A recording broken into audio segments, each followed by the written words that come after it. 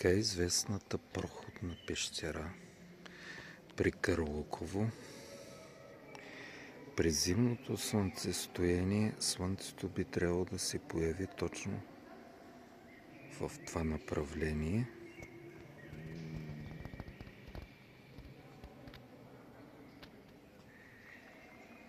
И да освети както иконата, така и цялото това пространство.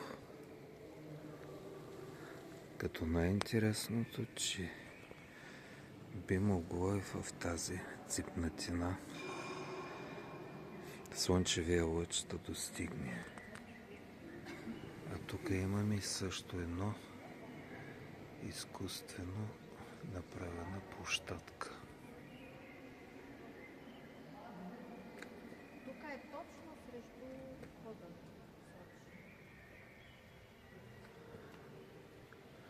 Другото интересно е кога слънцето би проникнало през тези окна, както се казват. Възможно е през лятното слънцестояние, когато слънцето е най-високо, защото те се падат точно на юг.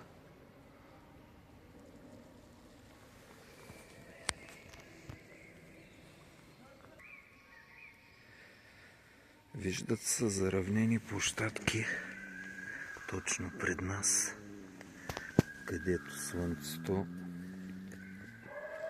би могло да се плъзни и те изкуствено да са били примахнати,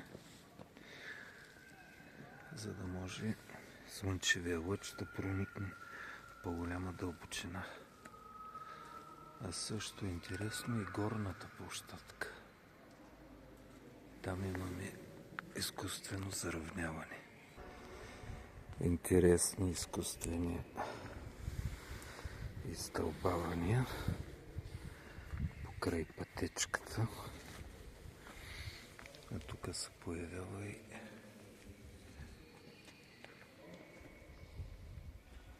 нещо като сфинкс.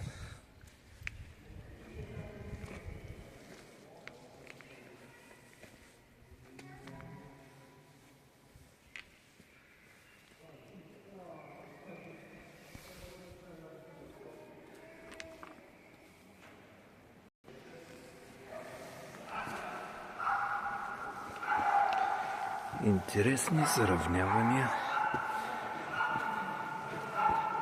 при северния вход.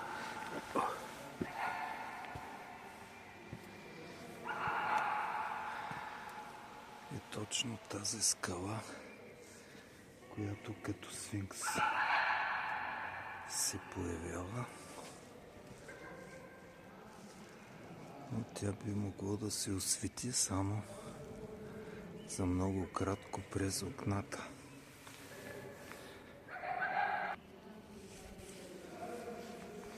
И най-интересната част от пещерата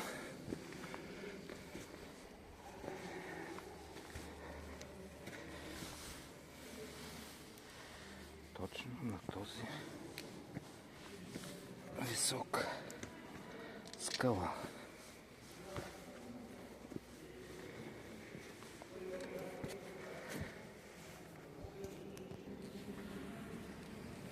И тук най-интересното място от пещерата, което на зимното слънцестояние точно ще се огрее. И тук пак е интересна изкуствено оформена нишичка.